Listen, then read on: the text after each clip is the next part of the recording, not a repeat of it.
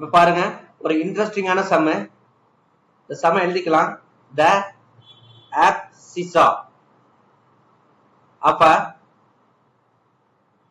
point A is equal to its ordinate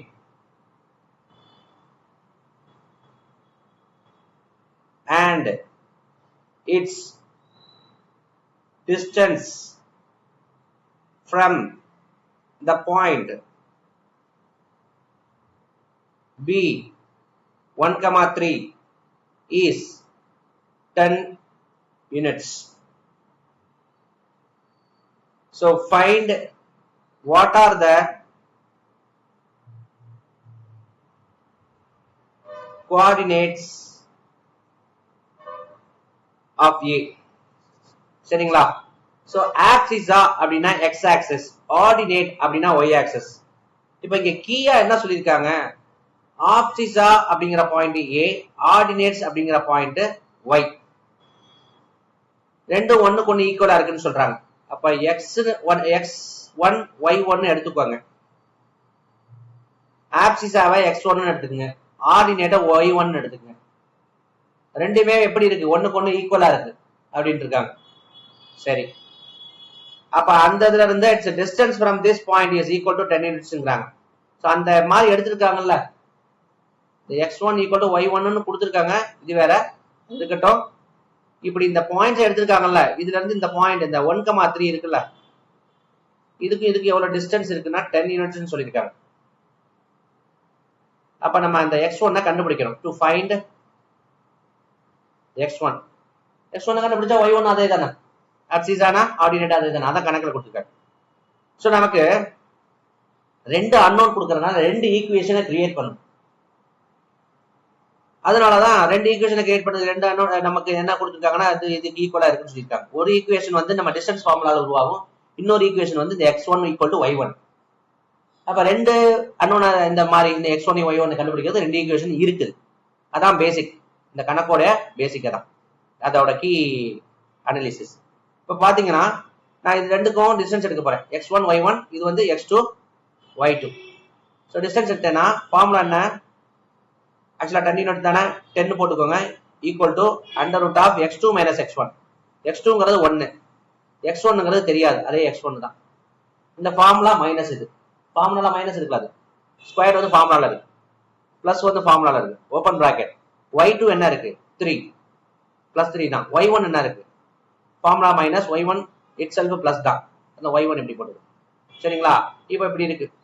இப்ப என்ன பண்ணலாம்? இது வந்து அன்னோனா இருக்கு, ஒண்ணுமே பண்ண முடியாது. 1ல இருந்து x1 ரிமூவ் பண்ண முடியுமா? பண்ண முடியாது. 3ல இருந்து y1 ரிமூவ் பண்ண முடியுமா? பண்ண முடியாது. நம்பர் இருந்தா பண்ணிடலாம். ரெண்டு பேருக்கு ஸ்கொயர் எடுங்களேன். 10 ஸ்கொயர் ஈக்குவல் டு இங்க என்ன ஆயிடும்? ரூட் கேன்சல் ஆயிடும்.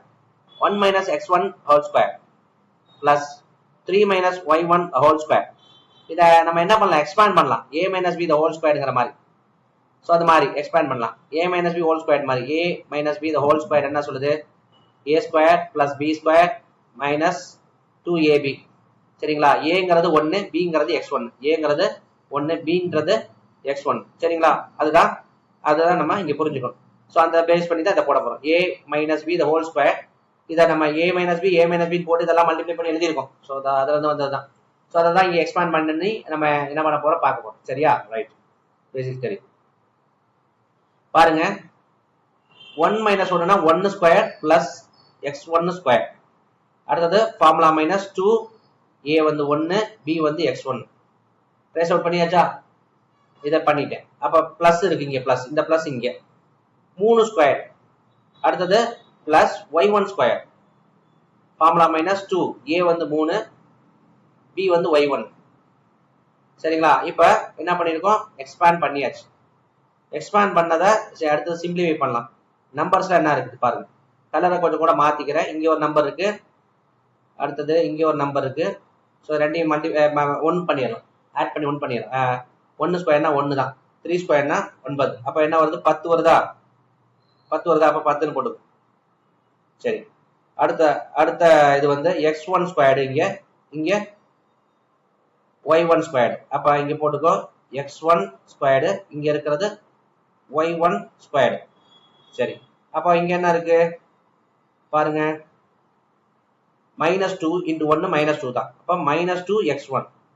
அடுத்தது இங்க என்ன இருக்கு, -2 into 3 -6, -6 y1. இங்க என்ன இருக்கு 10 ஸ்கொயர். அப்ப இங்க 10 ஸ்கொயர் இங்க கூட போட்டுக்கணும். அந்த ஈக்குவேஷனை அப்படியே ட்ரேஸ் அவுட் பண்ணி வச்சிருச்சு. இது ஃபுல்லா இவ்வளவு எழுதியிருக்கேன், பிளஸ் பிளஸ் வந்துருச்சு. இது அப்படியே அடுத்தடுத்த இது வந்து கதை மாதிரி எல்லாம் எழுதக்கூடாது. மேக்ஸ் வந்து ஒரு சிஸ்டமேட்டிக் லாங்குவேஜ். லெஃப்ட் என்னவோ ரைட், லெஃப்ட் என்ன இருக்கோ அதான் ரைட்ல ஈக்குவலா இருக்கும், அதான் ஈக்குவேஷன். இல்லாட்டினா சம்திங் டேட்டா. ஈக்குவேஷன்னா லெஃப்ட்ல என்ன இருக்கோ அதே ரைட்ல. 10 ஸ்கொயர்னா இங்க 100, எல்லாம் சேர்ந்து 100க்கு ஈக்குவலா இருக்கும்னு அர்த்தம். அடுத்த ஒரு டிப்ஸ் தான் நமக்கு தெரியுமே, x1 வந்து y1க்கு ஈக்குவல்னு சொல்லியிருக்காங்கல்ல, x1 வந்து y1க்கு ஈக்குவல்னு சொல்லியிருக்காங்கல்ல, அதை தான் நம்ம ஃபாலோ பண்ண போறோம். 10 போட்டுக்கோ, x1 y1 ஈக்குவல் இருக்காங்க. அப்ப x1 ஸ்கொயர் y1க்கு பதிலா x1 ஸ்கொயர், 2x1 இங்க y1க்கு பதிலா அதே x1, 6x. இப்ப பாருங்க இங்க 10 ஸ்கொயர் 10 ஸ்கொயர் போட்டு இப்ப நமக்கு தெளிவா கிடைச்சிருச்சு. ஒரு விஷயம் கிடைச்சிருச்சு. இப்ப 10 ஸ்கொயர்னா 100 ஈக்குவல் டு 10. x1 ஆட் பண்ணோம்னா 2x1 ஹோல் ஸ்கொயர். இது என்னது -2x1 -6x1. Same sign pattern, same pattern add பண்ணி சேம் சைனை புட் பண்ணி -8x1. சரிங்களா? இந்த 100 இப்ப இந்த 100 போட்டிருக்கோம். இங்க 100 வந்திருக்கு, இங்க 10 வந்திருக்கு. ஸோ எல்லாமே கரெக்டா பண்ணிருக்கோமா? 1 ஸ்கொயருக்கு 3 ஸ்கொயருக்கு 3 ஸ்கொயர் 9 எல்லாமே கரெக்டா பண்ணிருக்கோம். ஸோ அடுத்த ஃபார்முலா பார்ப்போம். 90 வருது. இங்க 10 கொண்டு வந்தா 90 வருது. 90 equal to 2x1 square -8x1. நல்லா புரிஞ்சுங்க, ரெண்டு பக்கத்துமே 2 கேன்சல் பண்ணலாம், காமனா எடுக்கலாம். இந்த 90 கூட இங்க கொண்டு வந்துருங்க. ஸோ இப்ப என்ன பண்ணுங்க, 90 கூட இங்க கொண்டு வந்தா -90 வரும். அப்ப 2x1 square -8x1 -90 equal to 0 போட்டுக்கலாமா? சரி, இப்ப 2 காமனா எடுத்துடலாமா? 2 காமனா எடுத்துட்டோம்னா, ஏன்னா எல்லாத்துலயுமே 2ங்கிற ஒரு காமன் ஃபேக்டர் எடுத்துட்டோம்னா இங்க x1 ஸ்கொயர், இங்க -4x1, இங்க -45 ஈக்குவல் டு 0. இந்த 2 இங்க கொண்டு வந்தோம்னா 0 ஆயிடும். அப்ப x1 square -4x1 -45 equal to 0. இது ஒரு குவாட்ராட்டிக் ஈக்குவேஷன். அப்ப மல்டிப்ளை பண்ணா 45 வரணும், ஆட் பண்ணா என்ன வரணும், -4 வரும். மல்டிப்ளை பண்ணா 45 வரணும், ஆட் பண்ணா 4 வரணும். இங்க பாத்தீங்க, மல்டிப்ளை பண்ணா -45, ஆட் பண்ணா -4. அப்படி ஒரு நம்பரை சூஸ் பண்ணுவோமா? மல்டிப்ளை பண்ண என்ன வரணும், 45 -45, ஆட் பண்ண என்ன வரணும், -4 வரும். அப்ப எந்த நம்பரை சூஸ் பண்ணலாம்? 5 9. சரிங்களா? இது ரெண்டையும் மல்டிப்ளை பண்ண 5 9s are 45. அப்ப 45 மைனஸ்ல வரணும்னா ஏதாவது ஒன்று மைனஸ்ல இருக்கணும். அப்ப இது மைனஸ் போட்டோம்னால தான் இது ரெண்டையும் ஆட்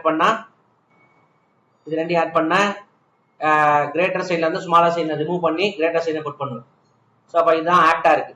இப்படி பிரிச்சதுனால இப்படி மல்டிப்ளை பண்ணா 45, ஆட் பண்ணா -4, மல்டிப்ளை பண்ணா -45, ஆட் பண்ணா -4 அப்படின்னு தெரிஞ்சுட்டனால ஆக்சுவலா இதை நம்ம எப்படி எழுதுறோம்னா, இது ஒரு குவாட்ராட்டிக் ஈக்குவேஷன். இத x + 5 தானே. அடுத்தது open bracket x -9 close bracket equal to 0. So இந்த பிராக்கெட் ஒரு நம்பர், இந்த பிராக்கெட் ஒரு நம்பர். இந்த ஈக்குவேஷனை இந்த 2 பிராக்கெட்டை மல்டிப்ளை பண்ணா இந்த ஈக்குவேஷன் வரும். இந்த 2 பிராக்கெட்டை மல்டிப்ளை பண்ணி ரிவர்ஸ் எடுத்தீங்கன்னா இந்த ஈக்குவேஷன் அப்படியே ரிவர்ஸ் ஆகும். சரிங்களா? நான் ஃபேக்டரைஸ் பண்ணிருக்கேன். இதுக்கு பேர் ஃபேக்டரைஸ். அப்ப என்ன பண்ணலாம், இதை 0க்கு ஈக்குவேட் பண்ணணும். ஒன்னு இது 0 ஆகணும், இந்த 0 ஆகும். இல்ல இது ஏதாவது ஒன்னு 0 ஆகும். அதான் பாசிபிள். அதனாலதான் என்ன பண்றேன், இந்த தனித்தனி பிராக்கெட்டை 0க்கு ஈக்குவேட் பண்றேன். 0 ஒரு answer, x -9 equal to 0 other answer. அப்ப x is equal to -5 ஒரு answer, x is equal to 9 ஒரு அதர் ஆன்சர். சரிங்களா?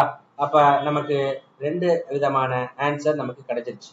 ஒன்னு x1 y1 வந்து என்னவா இருக்கலாம், -5, -5 இருக்கலாம், இல்லாட்டி 9, 9 இருக்கலாம். either this or that. 2 ஆன்சர்ல ஏதாவது ஒன்னா இருக்கலாம். சரிங்களா? இப்படிதான் இந்த கணக்கு நம்மளால புரிஞ்சுக்க முடியும். ஓகே, இது இன்ட்ரெஸ்டிங்கா இருக்கா? சரி, இன்னொரு சம் ஒன்று தரேன், இதை பாருங்க.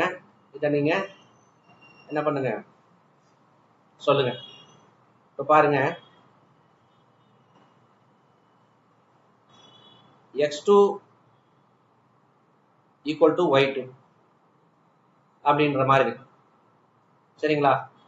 அப்ப x2 equal to y2, x1 வந்து y1க்கு ஈக்குவலா இருக்கு. சரியா? அப்படிங்கிற டிஸ்டன்ஸ் என்னன்னு கேட்கிறேன். ஒரு கோஆர்டினேஷன் பாயிண்ட் x2 y2வும் ஈக்குவலா இருக்கு, x1 y1ம் ஈக்குவலா இருக்கு. அப்ப டிஸ்டன்ஸ் என்னவா இருக்க முடியும் சொல்லுங்க பார்க்கலாம், கமெண்ட் பண்ணுங்க. சரிங்களா?